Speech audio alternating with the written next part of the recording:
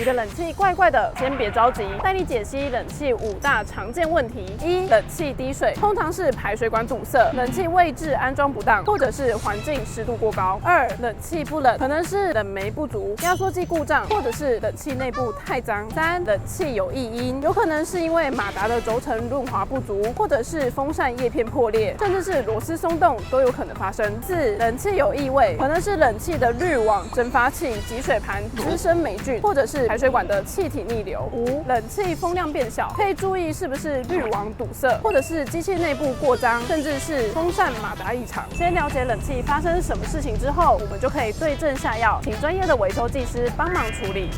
你在干嘛？我在对症下药啊，快吃。